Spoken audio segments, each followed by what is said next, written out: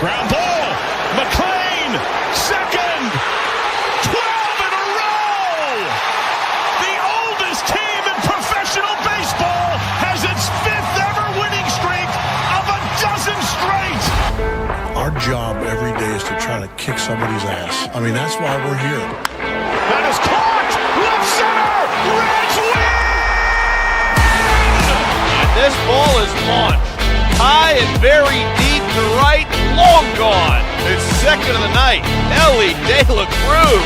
Short lead for Pena. Larkin drills it. Do you believe this? It's going to be gone. Back to back. Walk-off home runs. How about this? The hero is back. He's back. He's back. And a swing and a drive. Deep left field.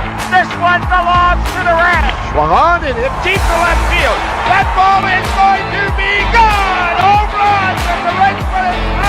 5-4. Goes to second one. Around to first. Got a double play. And the Reds sweep the Cubs. Breaking ball. Hit high. Hit deep. Way back there. And gone into the second deck and left. Christian Encarnacion Strand walks it off. Archer does it in his major league debut.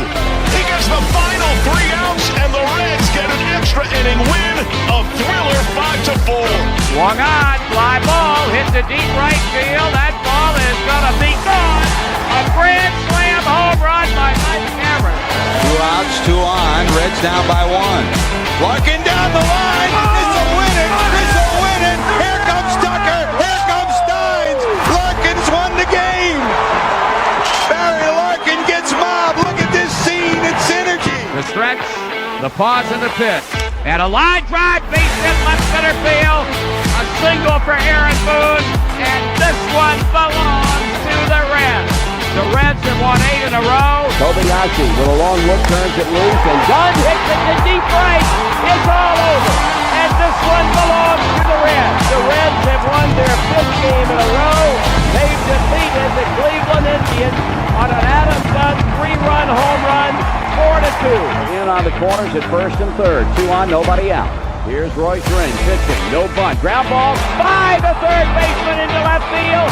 Dave Bruce rounds third. This one belongs to the Reds. That's it pretty good. Guess what? He doesn't need speed. That's gone. He's the king of the Queen City tonight. With 1 out here in the 11th inning, you sure got to go now. Swung on, pull down the left field line. That ball is going to get the winning run in. Here comes Dave Bruce rounding third, heading toward the plate. And this one belongs to the Reds. Huge situation for Votto. Why you paying the big bucks to deliver the goods with 2 outs in the 9th inning? Can he do it? In the gap, right center field, and Votto delivers the goods. Hit deep center field. Hank Hill going back at the warning track. Oh, he gets one. It's gone. Joey Votto is delivered. Happy Tuesday, Reds fans. I'm Alex. He's Sam. We're ready to watch the Reds beat the Marlins tonight on the back behind Nick Martinez pitching another fantastic performance, along with a couple home runs from Ellie De La Cruz, Gavin Lux, Spencer Steer, and the rest of the crew. Sam, how are you doing today? I'm doing fine. A little disappointed after last night's outing. It was a depressing game. Only 1 hit off of Jansen Junk, which was by far his best outing of the year. Offense was not good again. Just like that game against Wheeler, only I think 4 hits in the last 2 games. But looking for a better game tonight with Martinez on the bump against a sneaky good Marlins team. They're not great. The record isn't great, but they ended June on a 8-game win streak, I think. So yeah, I don't think the Marlins they're young are teams, but who knows? I don't think the Marlins are a bad team. Everyone gives everyone crap, and last I checked, I know it doesn't matter, but they've won 2 World Series since the Reds have won their last one. Other than that, they've never made the playoffs outside of 2020. But I think the Marlins are a solid team. I think people give them, like I said, give them crap. They can certainly go create a pitcher. They have a great pitching team, and we see one of their next creations tonight in Eury Pérez. So, last night was just a bummer. It took me back to April. I was just like, oh, am I really watching this? Just so frustrating that they couldn't get anything going, and it's not like the pitcher junk was any good. I mean, or typically, he's not like we're facing Alcantara or one of their top guys in the league, especially after how well they hit Crochet. Obviously they didn't hit Wheeler, but you get my point. Yeah, it was just a tough watch last night. Yeah. Again, offense wasn't good. There's really not much to talk about on that end. Singer, he was a starting pitcher last night. He was fine. 5 innings, 7 hits, 3 Ks, but just not good enough for what this offense gave us. Again, the bullpen, they've really fallen off here in the last month. That's probably going to be a topic of discussion deadline later on, but they did us no favors last night again. But yeah, Singer 5 innings pitched, not his best stuff, but for that 4th or 5th guy in your rotation, not a bad outing. But again, just not good enough because this offense, has last 2 games have really struggled, and I think they can bounce back tonight against Perez, who they've hit hard before. We'll talk about that when we get to the pitching matchup, but just a very deflating game last night. You can kind of just feel it, the energy in the ballpark. Whenever the Reds don't kind of start off good, they're a good first run inning team. Seems like they just they press and they try to do too much maybe, but I can kind of just feel it last night. It's just not a great game. Deflating, depressing, call it whatever you want, but it was a loss. So I'm going to look to get on the win column again tonight. Yeah, it was, like you said, they didn't score early. They didn't have a hit for a few innings. They scored the 1 run without a hit. And it just kind of frustrating. Going back to Singer real quick, and we'll wrap up last night's game. I don't think that either you or I have actually said the name Jonathan India, but if you haven't kept up on that trade, he has just been horrible. Yeah. Not good at all. And I think Singer's obviously been better. But everyone made that trade to be like, oh, it's a big trade. No, it was 2 teams. One wanted a leadoff hitter who has not done well, but he did okay in that role in Cincinnati. There's no doubt. And then you have a guy in Singer who's a 4 or 5 starter, maybe more of a 4 than a 5. Yeah. And he's pitching to that. I don't think that the Reds expected him to be Hunter Green or what Andrew Abbott's done this year. Obviously, you always hope it. You always have a chance. But they just wanted a guy who could eat innings and be solid every 5th day, and that's what they've gotten. So it's just a guy. He's not Luke Weaver or the 2023 Luke Weaver, and he certainly isn't. Let's pull some names out of the hat: Scott Feldman, Jimmy Haynes, and Brandon Clausen by any means. But I think he's Mike Leake, if not better. So I'm happy with Singer. I think he'll be around next year for sure. Come on, John. Hunter's not a disappointment. We'll get to Hunter Green in a second, actually. But we had some updates from the immortal Charlie Goldsmith. Hunter Green did throw in the bullpen today. He was in full uniform and did it seemed to me, reading between the lines, like a light bullpen. Per Derek Johnson, he was throwing. This is from the Charlie chalkboard. You get a little more in-depth information from Charlie Goldsmith's Charlie's chalkboard. Another thing he mentioned, which I found really interesting, was he said that Tito was talking to Hunter about gaining confidence back into his body.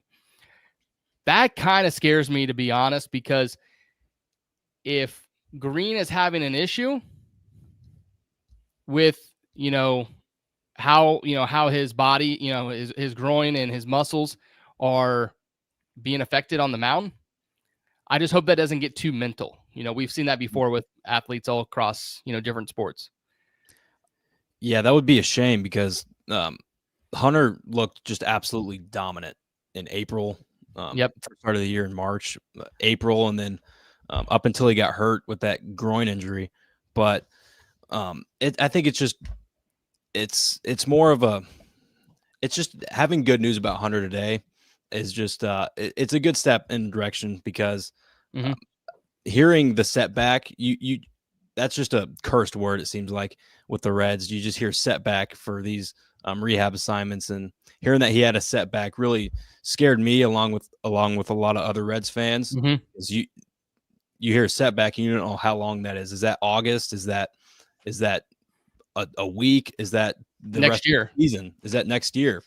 And yeah, it's definitely a little bit concerning hearing what the whole groin, getting confidence back in it. But if he's healthy, I just want to see Hunter Green back on the mound because this pitching rotation it's better than solid. It's one of the top 10 in the MLB fully healthy with Burns up and also with Green, and then Abbott, who's an all-star in all of our minds. I know he'll probably get that reserve spot, hopefully, but yeah, getting Green back would be huge. And I just hope this bullpen is nothing went wrong and we don't have to hear that word setback again.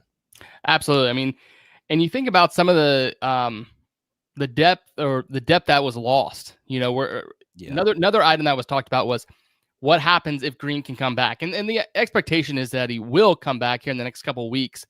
Might not be before the All-Star break, but there's talk of Nick Martinez going as a rover, and there'll be a 5-man rotation with Nick Martinez being a rover, which to me means he'd probably spell Burns on most nights to keep his inning count low and his pitch count low, and jump in where needed in the bullpen. The other news regarding pitching was Carson Spires sent on his rehab assignment, of course, with Jake Fraley. But Spires, is he potentially able to come up? Well, Derek Johnson kind of put water on that and said, we really don't even know where he's at. He hasn't pitched in so long. So I'm not convinced we'll see Spires, until late in the season. Yeah, Spires is a guy that I really liked going into the season. I thought he was a bit underrated, and his first start was awesome. But then next couple were a little rough, and then he got hurt. But you mentioned how going in the season, the whole depth thing kind of just disappeared with some two sneaky injuries like Williamson and then Aguiar. Those are guys that you really expect to contribute a lot, but when you get these injuries like what Green and Spires and all those guys have, you really learn quickly. Like a guy like Wade Miley having to make spot starts, it just sneaks up on you. Oh, it's crazy. Yeah. Well, and you took the words out of my mouth. I was going to bring up Williamson and Aguiar. I know Aguiar had Tommy John. I forget exactly if Williamson was having Tommy John or just a shoulder injury. Yeah, I just know it was season-ending injury. It was season-ending, exactly. Yeah. That makes and Rhett Lauder, of course, had his I think oblique there when he was coming back. What's interesting about the Reds, if you think about it, and we'll get to the trades. I see all the trade comments. Yeah. But they have a ton of pitching. Now, I'm not sitting here and saying that Brandon Williamson can get you a big name. But I'm interested to see how they treat it if they believe that an Aguiar, a Williamson are able to actually be, or Spires can actually perform at the major league level consistently. It's interesting. Something to think about. So let's talk about tonight's game. Let's talk about near no-hitter Nick Martinez 2 weeks ago, or two starts ago for him. Pitched fantastic against the Padres.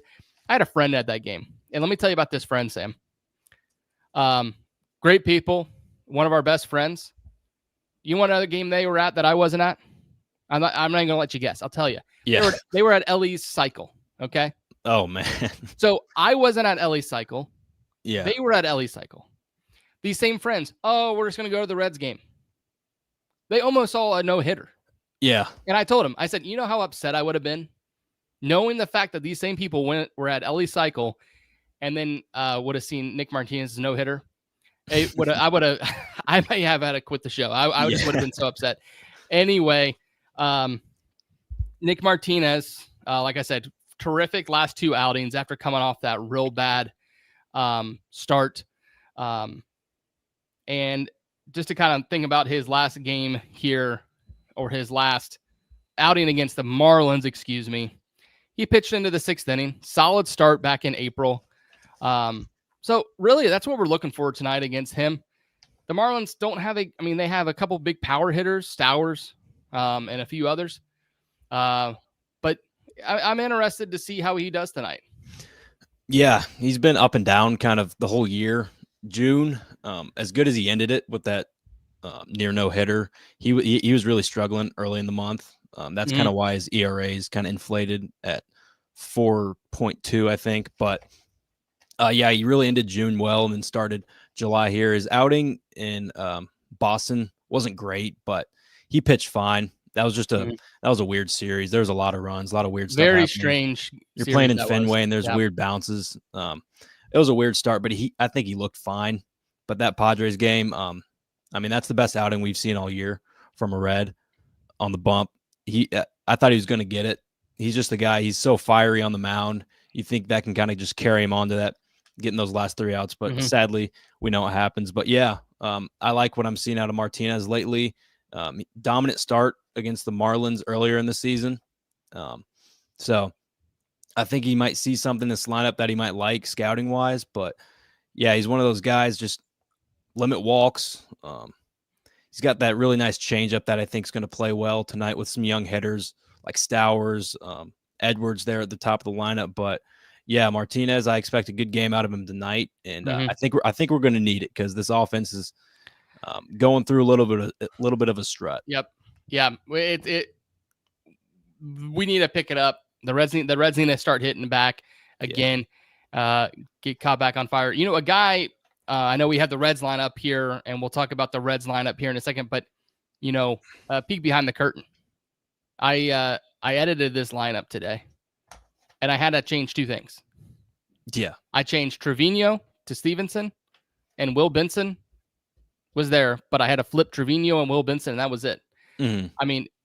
It's pretty standard what Tito's been doing, but a couple guys I want to point out from the Marlins last night goes without saying. The catcher, he can't catch with a lick. No, so not at all. All the pass balls, wild pitches. And I saw our friend of the show, Bryce Spalding, post last night on X. Why are the Reds not stealing? Yeah, that makes the ball. No sense to me. He can't catch the ball. He can't throw. He can't probably throw accurately. Yeah, I know he's got a pretty good arm, but the Reds need to be running like crazy. Yeah. But something's changed. Obviously, it seems like Tito's not a huge fan of it. Or be careful. I think there's good and bad. I think there's some cases where maybe last year Ellie did run into some outs that he shouldn't have. And this year, hey, he's not running, so he's not running into outs. But that dude hit a bomb last night to left field. That was an absolute shot out of a cannon. Yeah. Might be one of the furthest home runs I've seen in the bleachers. I'm not saying ever, but he shot it over that small section. It was absolutely just hammered. And then, of course, Stowers, their all-star, also has 16 home runs this year. So let's talk about the Reds lineup before we get to the pitcher for the Marlins, Eury Pérez. Like I said, pretty standard. Anything that points out to you? I think it's everything that we already know, right? I'd really like to see Matt McLain get hot. Yeah, obviously, or just a hit. Yeah, you say McLain, and I think of Friedel and Lux too. Those 3 have kind of they've been struggling a little bit. Friedel over Lux over the last 15 is hitting 205 after, there was a point in April where I know we were talking about it. Lux I think he was first in the National League in batting average, which it's early. All the stats are inflated. It's early. You're not getting the same sample sizes, but he was really hitting for average to start the season. But he's only 205 in the last 15. Friedel's 192 in the last 7, and then 223 over the last 30 games. A lot of people were wanting him to be all-stars, trying to get those fan votes up. But he's really kind of struggled the last month. He's still getting on base a little bit, which you'd like to see from the leadoff spot, but you haven't seen many hits fall for Friedel. Maybe expect a couple bunts tonight to try to get Larkin always talks about that. He a little bit divided from the fan base about Larkin, but he always talks about when you're in a slump, lay down a bunt, just get yourself on the board. We saw McLain do that last night, but yeah, Friedel, McLain, Lux, they've all struggled a little bit lately, but that's kind of been overtaken from how good Steer's been, how good Ellie's been, and Hayes has been pretty good lately. So I just like to see some consistency and balance over this lineup that you said has been kind of the penciled in the same way every night. So who knows? But I'd like to see Friedel maybe pull one, his pull power, 340 out of the ballpark, and then see McLean hit a couple hard too. Yeah, absolutely. And I think Noelvi had a couple hard hit balls and great swings in Philly. So hoping some of those can land. Let's pivot real quick to the pitcher tonight for the Marlins, Eury Pérez. I'm going to read off a couple things here. Tonight is his 6th start of the year, coming back from Tommy John surgery. This guy, like I said earlier, one of their biggest prospects they've had in a long time.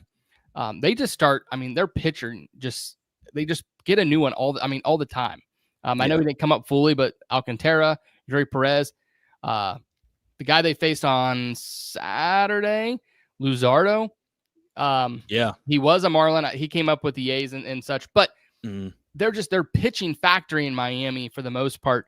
But this guy is the special one. The first time he I think he had 10 Ks against the Reds. The second time he faced the Reds did hit 4 home runs. 2 of those home runs came from CES and Stevenson, but as you guys see, they're not in the lineup tonight. I'd like to see the Reds really be patient at the plate tonight, get the pitch count up, and really work him so that they have to pull him. Get a couple runs early, load the get the bases juiced, and just get that pitch count up so he just gets uncomfortable. Really, that's the key to winning. I hated seeing last night. It just felt like they were maybe I don't have the stats to back it up, Sam, but it seems like they were hitting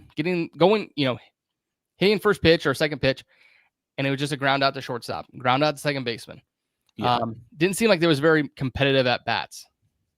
Not at all. I agree. I had the same thought. Get on this guy early. Perez, he's still only 22, and he's been up since 2023. And that first start in 2023 against the Reds was his MLB debut also in Miami. So I remember watching that game, and he's a high fastball guy. Sits 98, gets to triple digits. A lot of sync on that, but yeah, he's only 22-year-old. If you can get on him early, that'd be huge, because I think this Reds offense can use it to just see some runs on the board early, because that's kind of what they do best. And it wouldn't only affect that, but also get this young pitcher rattled, get him wild a little bit, because again, 22 years old is still really young. But yeah, he's got a live arm. Like I said, triple digit fastball, former top pitching prospect for them. I think he was top 15 in the whole pipeline. Yep. One of those highly touted prospects, but yeah, he's a talented arm though. So definitely not going to be an easy night for the Reds, but yeah, I just like to see some competitive at bats here. Yeah, absolutely. And that's really what it's been down to. When the Reds are playing well, obviously they're scoring some runs. And last night, in the last 2 games, they did not. Yeah. So let's get back to Friday's game, the 4th of July. That was a fun one to watch. Let's do another one tonight. Yeah. All right. So the chat was popping off earlier, Sam, about some mock trade from ESPN. And it was on our Chatterbox socials. A lot of comments from the Facebook, on the X, and I think even some Instagram. I'm not on TikTok, so I can't see those. But a lot of people are, talking about it. So we have Rhett Lauder and Chase Petty and Sal Stewart for Byron Buxton. Now, I'm going to give you my quick response. If you look at baseballtradevalues.com, some people aren't fans of it. I know Nick's a huge fan. I've watched guys, streamers, kind of work through it and start plugging the names in and reviewing trades with baseball trade values. I'm here to tell you that almost every single trade that goes through, the values match. Okay. I'm not saying that it's a good site. I don't know anything about it. I'm just telling you what I do know. Maybe the GMs use it. Who knows?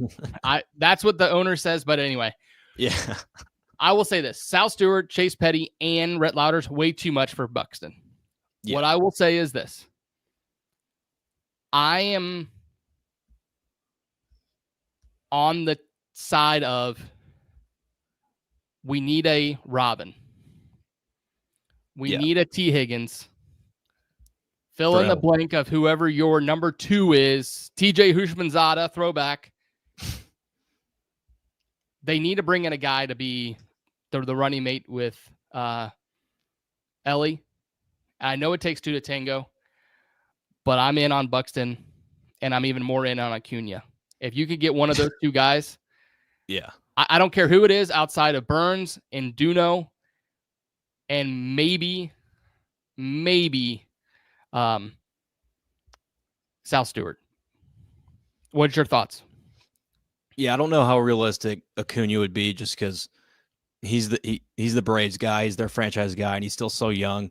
And this might just be a gap year for them. Who knows? But Buxton, when I looked up the contract when I saw that mock trade, and I saw he doesn't hit free agency till 2029, and that immediately that made me think of the same thing you thought of.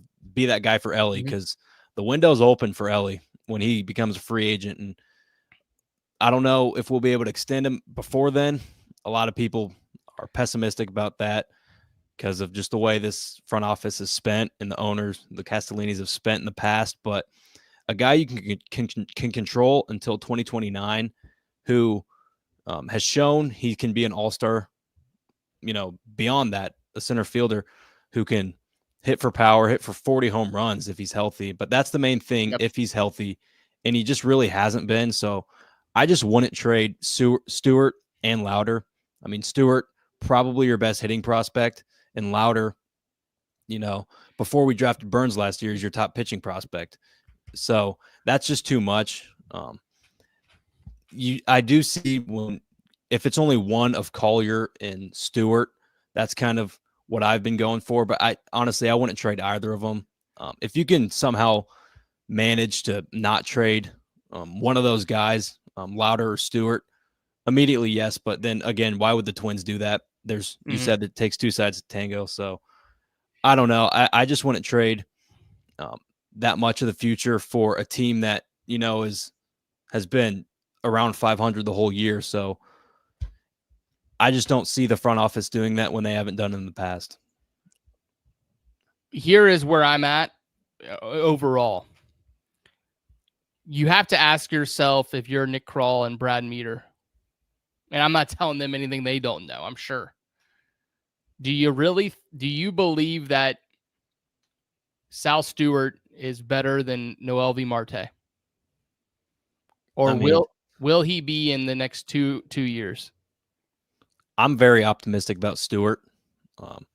I love the way he hits. He seems like a guy who can go all fields for power and also contact, which is, ideal.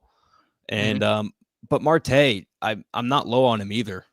I know he had made a couple poor plays in that throw last night that kind of cost them a run, but he was so hot to start the season. He was hitting around 330, but I don't know. It's too hard to say with prospects. You can make a claim and be completely wrong, or a guy can be 20th prospect and end up being the best player for the Reds. And that's where to me, I'm at kind of trying to figure this out.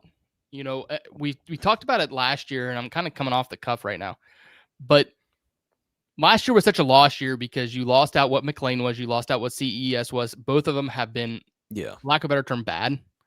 Marte, of course, out with the suspension and has been on and off, but I think overall everyone's impressed this year. So really, okay, you have Ellie De La Cruz and Hunter Green. Now what? So I think it's at the point where it's this next crop. And Trace said it the other night on the postgame show.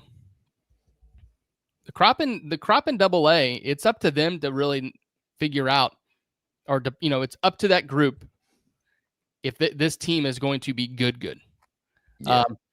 So you ask the question is Sal Stewart, is his timeline, is he going to be good enough and quick enough, or good enough, quick enough to be a third best player, second best player on your team the next 3 years, next 4 years? And I'm so on the fence about this trade that just a statement like that can sway me the other way because the window's open and you're going to need guys can produce. And Buxton has proven that if he's playing, he's going to be an all-star and he's going to hit for who knows how many home runs in GABP. And he's just an electric player. Against the Twins, I was at one of those games, and he hit the cover off the ball all series. He hit a home run the game I went to, dead center. And he's just a guy that I would love to have on the team. It's hard to trade a guy like Sal and a guy like Rhett. Petty, I don't know what to expect out of him. I would not mind at all to throw him in a trade, but who knows what his value is now. But I haven't seen many people entertain kind of an MLB guy on the Reds for in these trades. Steer, Benson. I don't know how much value these guys have, but I would entertain throwing one of them in if the front office is that they value the prospects that much. But who cares about prospects if Ellie's going to end up walking in 2029 and then you're left with nothing? So I think you have to have a perfect. It's hard to have that perfect balance of win or make a win now move while also not jeopardizing the future. But that's why being a GM is hard.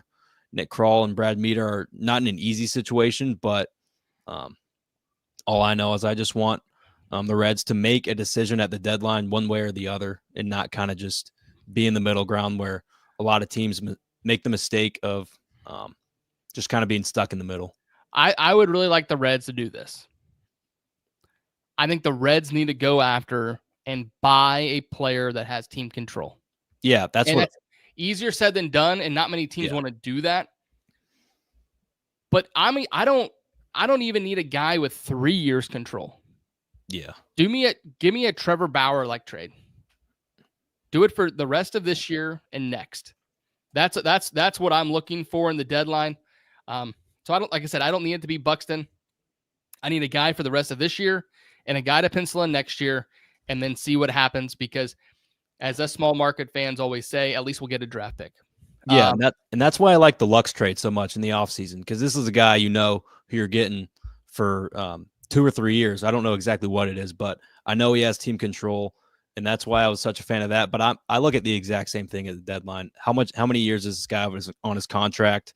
Because, you're building the win in these years that you have Ellie. And with McLean and Marte and CES and all these guys who are kind of this core that you think of, you don't really know what you're going to get out of them. So it's kind of time that I think now would be a good time to make kind of a move like that. But it's hard to jeopardize the future like that.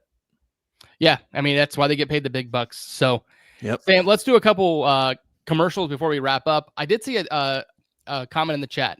Lance George, he says to give the Reds Community Fund, then bet on the Reds to lose. Hey, guys, it is the call-a-thon tonight for the Reds Community Fund. Just a small ask. If anyone buys the set and donates the money, the only thing I want in it, even though I'm a big bobblehead collector, there's a Terry Francona bobblehead, super cool. But there's a Reds Community Fund water bottle. If anyone buys the set and doesn't want it, hit me up on X. I'll be interested in taking that off your hands. But in other news on the Chatterbox world, for those who haven't seen it, our guy Trace, our guy Elliot did a golf video at Stone Lick Hills. I watched it last night in the 9th inning. Yes, I did turn the Reds game off for the golf video. It was a fantastic watch, just fun. Missy and Elliot in the morning on off the bench. I'm sure we'll see him around though. And then other new programming. The Flying Lion FC Cincinnati show. Great show. I've started to listen to it. I know next to nothing about soccer. The only thing I know less about soccer is hockey. So it's been nice for me to learn about soccer and about FC Cincinnati and some of their players. So Sam, that's the commercials I got. Yeah. I'll give you a last go Reds. Yeah, I've got no commercials other than to tune into the post-game show tonight and all the pregame shows before the evening games. Like the stream. Thank you guys for watching and go Reds.